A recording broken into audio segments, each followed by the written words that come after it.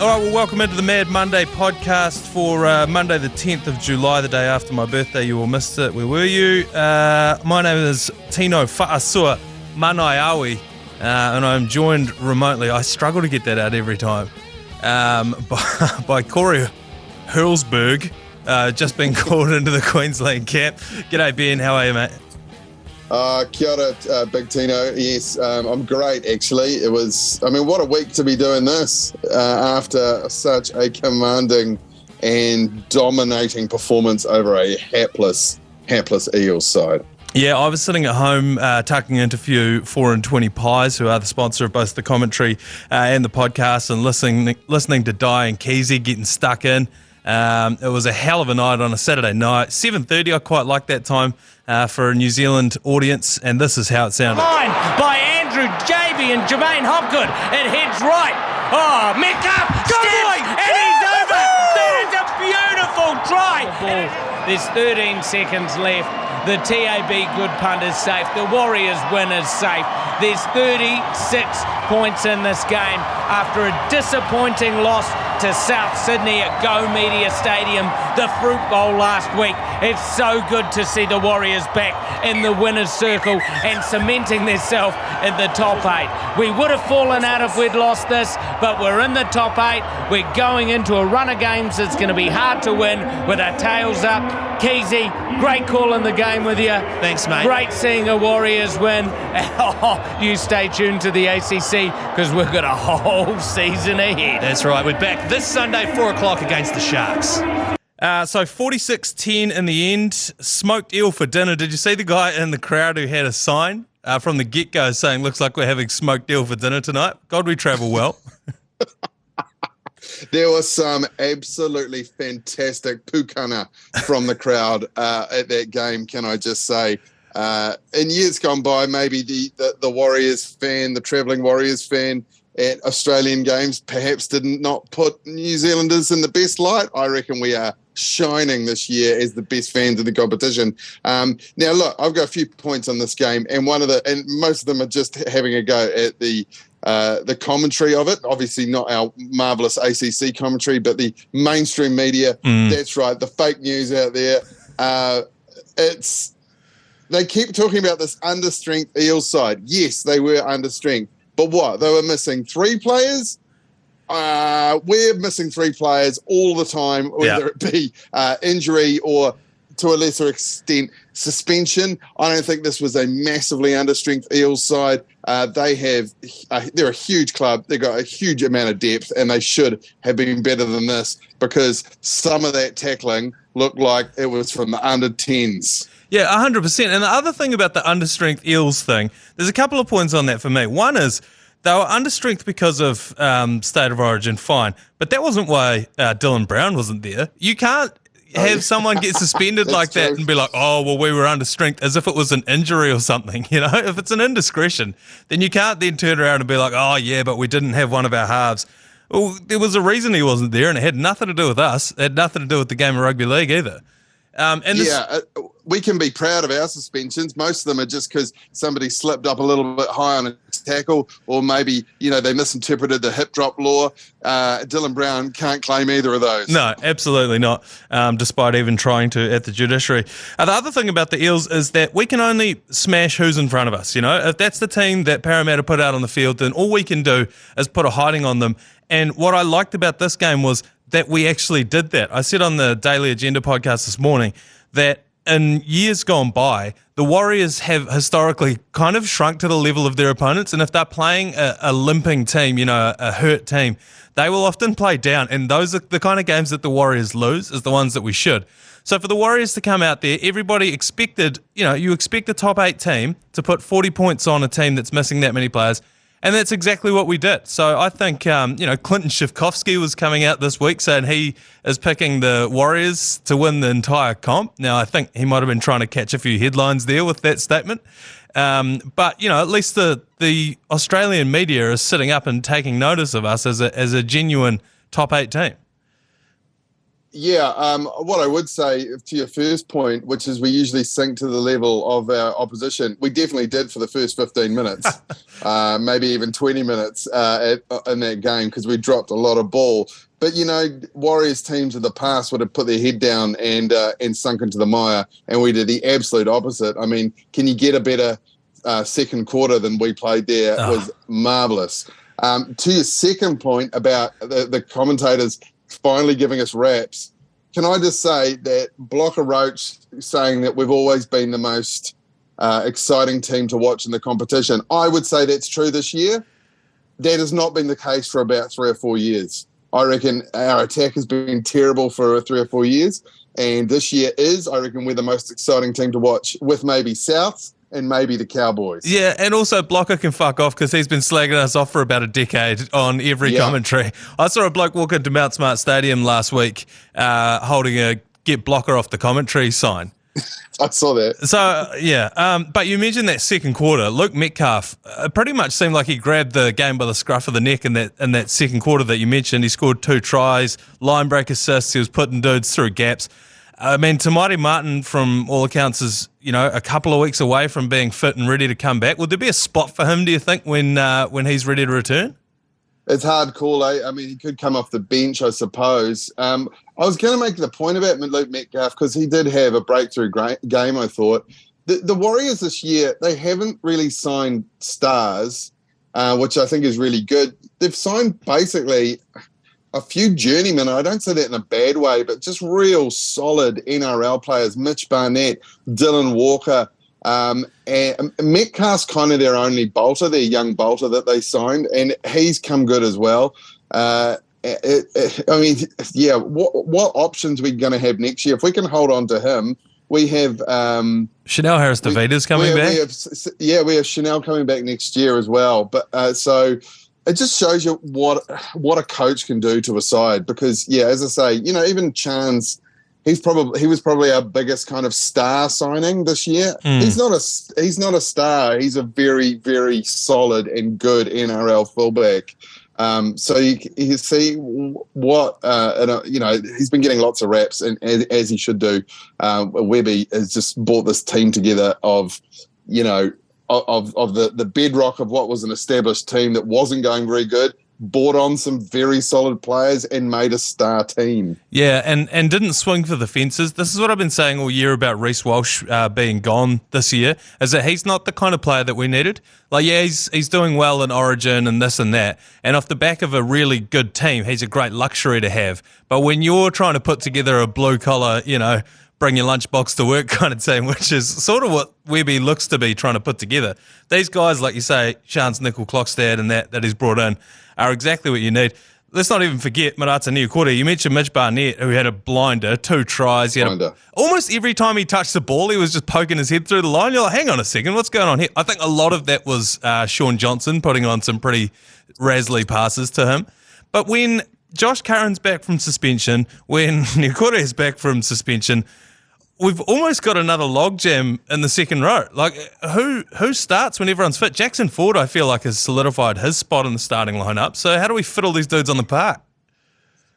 Yeah, it's interesting. I like what you say about having a bring your lunchbox to work team. I think they should literally get punch cards when they enter Mount Smart and punch out at the end of the game. I think that would really solidify the good working class South Auckland mana that is the Warriors this year. One other thing that I wanted to talk about was there was a bit of conjecture around whether Sean Johnson was going to be there. Obviously, they named him at the start of the week, but his baby was due, I think, in another 3 days. I heard rumours that it was born. I don't know what the deal was. Obviously, the NRL players aren't talking to the media at the moment, so I don't think we ever found out what the go was. But what I wanted to know from you as a father, Ben Hurley, is if Sean Johnson was to have had the baby, he was going to skip the game. I wanted to know from you, what would it take for you to skip the birth of your next child? And the first one I'd like to throw at you is the Warriors Grand Final. You mean playing or viewing? Viewing. We'll start with viewing. So the Mad Butcher rings you up and he goes, mate, I got some bloody tickets for you. We're going over, we're going to watch the Grand Final. Could be the first time the Warriors are ever going to win it. But your wife rings you and goes, "Oh, hey, I've been hiding a pregnancy from you for 8.5 months, and now I'm in the drop zone. So you've got to make a decision." Well, there's some other context there. If I haven't noticed she's pregnant for 8 months, I probably haven't been looking very hard. Look, I think if Webby calls me up and said, "Actually, we need you in the centres," I'd be like, "Actually, no, because I'll get killed." But no, I don't know. I don't know. Well, it's a hard one. I think what helps in Sean Johnson's case is that his wife, his partner, the mother of his child, is also a professional sports person. Yeah. So she can, She'd get it. you know, she gets it, and she realizes the very, very special season that team is happening. Let me throw another scenario at you. Netflix calls you, "Hey, Bill Burr's just got coronavirus. He can't do his filming for his next Netflix special, but we need someone to do it. Can you come over and film a full-blown Netflix special in front of 10,000 people at Red Rocks?" Okay, so can I tell you my actual story of my actual first daughter being born? Yes, please. Which was I was offered which is the most New Zealand version of that, which is I hosted the New Zealand Music Awards, which used to be the biggest gig you can get as a New Zealand comedian. I hosted that 9 days after she was born, and I knew it was going to be touch and go, so that I might have had to make that decision.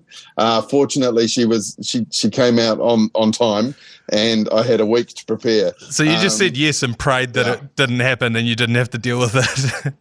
Pretty much. I did have to cancel a gig they had at the zoo. Oh, they used to do the odd gig in the elephant house. Yeah, the elephant house in the zoo. Yeah, and I had a gig that night. I had to cancel. So, you know, I'm a family man through and through. I cancelled the elephant gig. Yeah, I was going to say the third situation I was going to throw at you is a new set of unseen Lee Odenrine highlights drop on YouTube. Do you show up to the birth of your child or not? You haven't added the one that really might get me, as much as I love rugby league. But if they said, if I got a call from the Black Caps that said, "We need you to open the bowling in a T20 in the semi-final of the World Cup in India," that might be touch and go. All right, yeah, that's brilliant. I just wanted to know where your line was. Apparently the Netflix builder wasn't it? I can bowl it. I can bowl a cricket ball without being killed. You see? Yeah, that's a good point.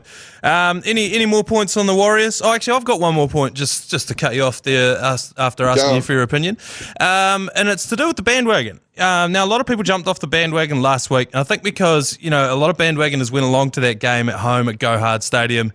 We have not played well in the wet this year. All of our success has been due to these slick backline moves, scoring tries in the corner, Dallin Wacheni's Lesniak, all that sort of stuff. And then in the rain, it didn't really suit us. But over there on a dry track, we looked great.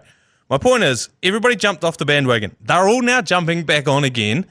I kind of am just like, I welcome them back. This is part of being a Warriors fan, particularly being the Warriors faithful and keeping the faith through, thick and thin.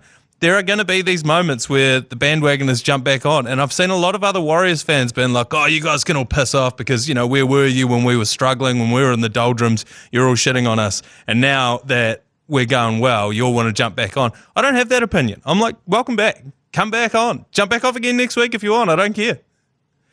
No, not me. They can fuck off. I say that as an out-and-out Cowboys fan for the last 4 years. Who is now wearing my Warriors jersey in public every day. Yeah, I like it. I respect it. Anything else on the Warriors before we move on? No, look.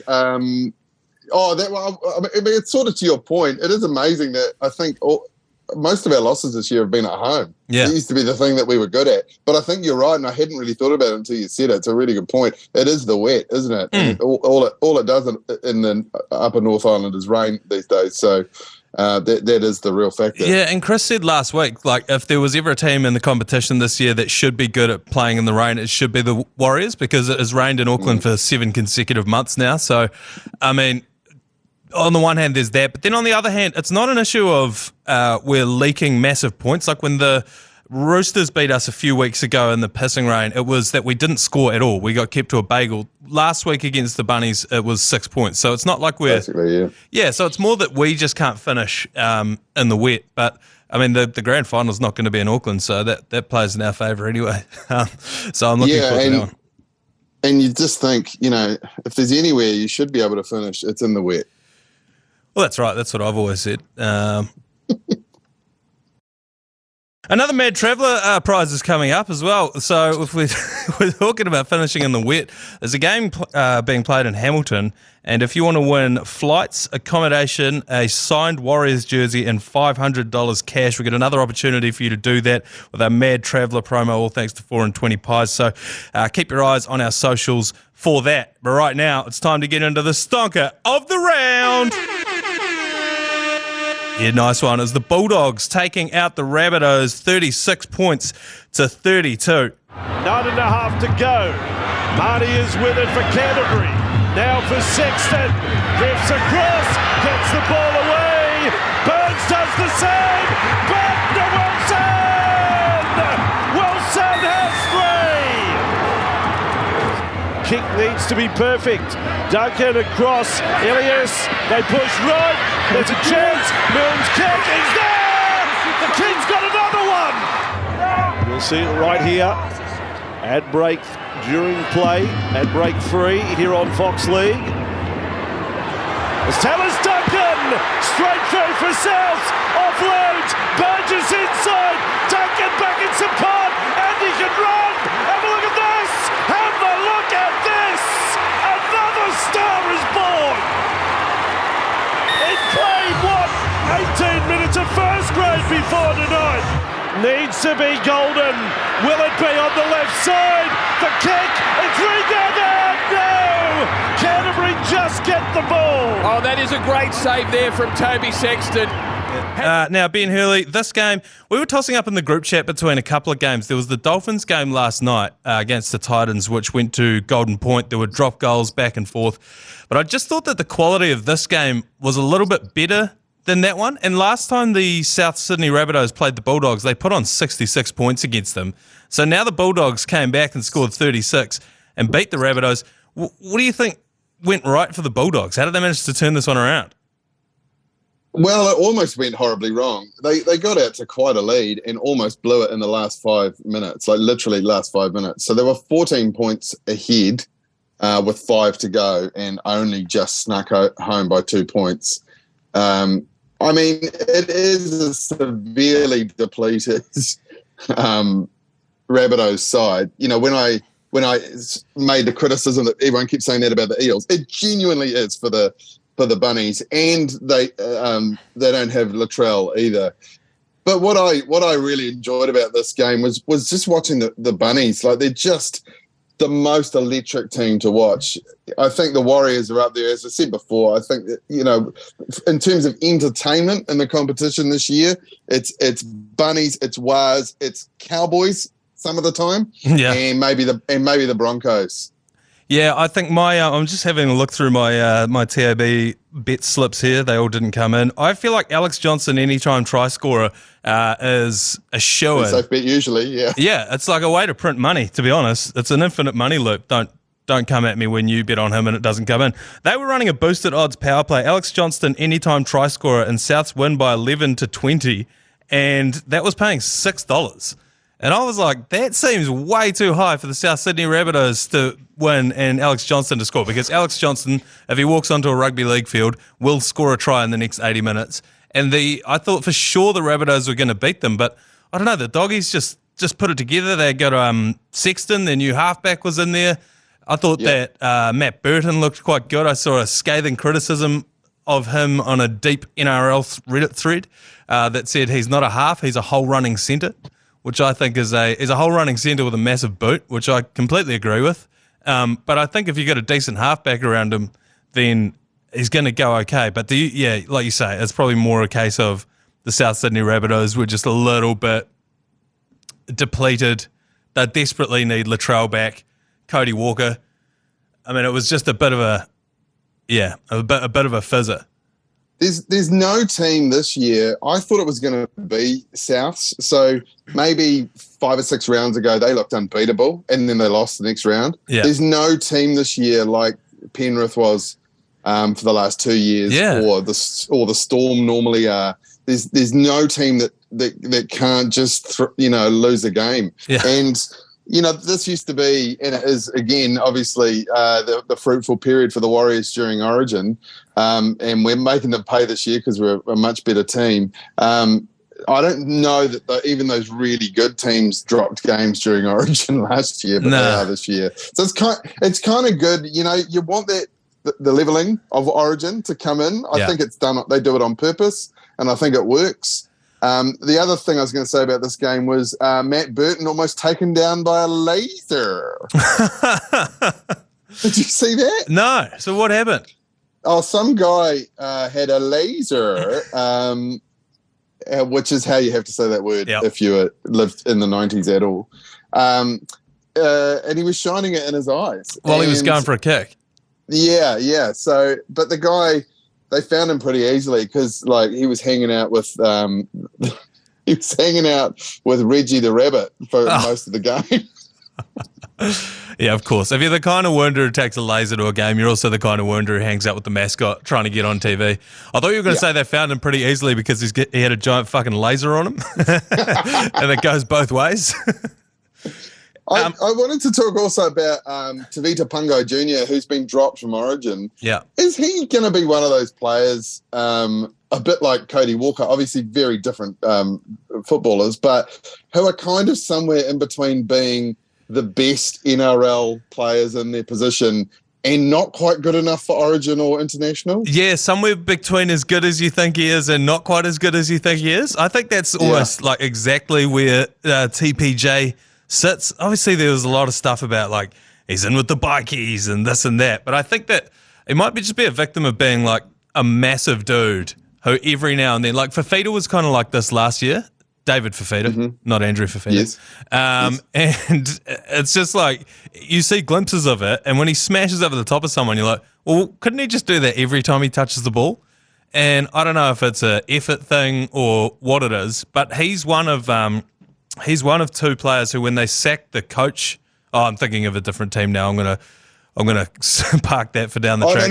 I can take your point though, because that player for me that it just runs over players sometimes, and you wonder why they don't do it every time. It's Jason Taumalolo, yes, which he used to do almost. Yeah. I mean, but he's come back from an injury, and he did look. We saw glimpses of it a couple of weeks ago, but I mean, it probably does take it out of you when you do run over a player. Well, so you probably can't do it every time. And also, sort of. I think we saw it with Big Bash and Billy Kickow when he went to the Bulldogs. When you're in the Panthers line and you have to deal with Brian Tor, you have to deal with Isaac Tungo, you have to deal with all these, Matt Burton or whoever that they had at that time, it makes Kickow so much harder to deal with. When he's the only one out on that edge and there's just a bunch of flotsam around him, you just be like, oh, well, whatever happens, let's just smash Kickow because otherwise he'll smash us. So I think there's a bit of that as well. Teams being able to zero in on a player, when he doesn't have that kind of support around him. So that was the stonker of the round. It was a stonker, the very short round, only the 5 games, and that is because of Origin, which I'd like to get onto now.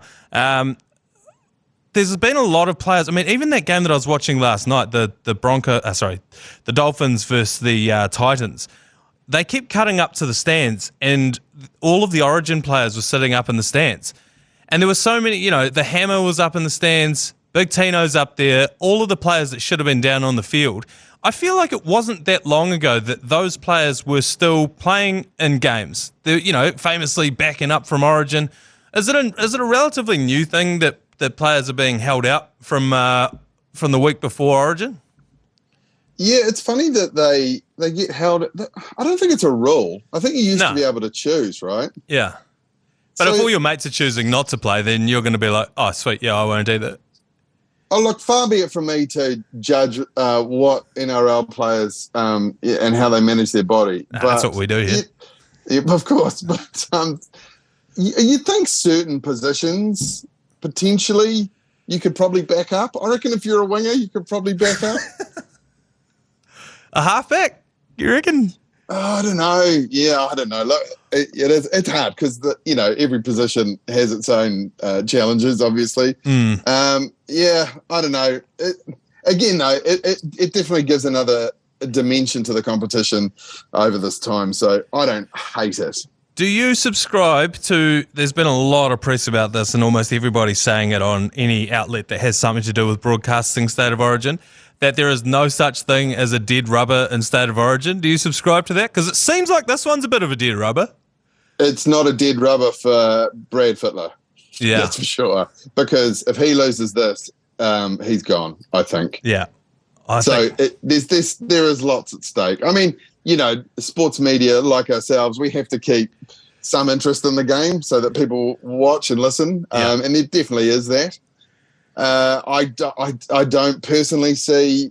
I mean, you and I are going to commentate this on Wednesday. I think we're both Queensland Wounders, and I think we're going to watch a clean sweep. I didn't realise Payne Haas is injured, so he's probably the Blues' best player. Yeah. And he's not going to be there. Yeah, that's going to be a tough one. But yeah, as you mentioned, we're going to be commentating that one live from 10 o'clock on Wednesday. Short week because of Matariki, which is handy because come Friday afternoon, I'm absolutely wrecked after a midweek blowout like that. 1 p.m. you're usually crawling into bed, depending on where you've watched it, with an incredible head of steam on as well. We'll keep it nice and short because it was a short week this week. We will do the ACC's TAB Game Day Good Punt later on this week when we do the Super Coach podcast, which I think we'll do around the Wednesday. You mentioned you've already given your prediction for the old three-way sweep. I kind of think that, I don't know, I think Peter V'landys is going to get his fingers in there and he doesn't want to see a sweep. He wants to see a 2-1 so that he doesn't lose half of the audience's interaction on that one. So we'll park it for today and we'll be back on Wednesday with the Supercoach podcast. Thanks very much for joining me remotely, Ben Hurley. No worries. I'm enjoying this conspiracy, Manaia, that you've just come up with, that somehow Peter V'landys picks the results. It's scripted. I've seen the script. It's been released. It's been released on the dark web and I've seen it. And I will see you later on. I'll see you on Wednesday night, Ben. All right. All right.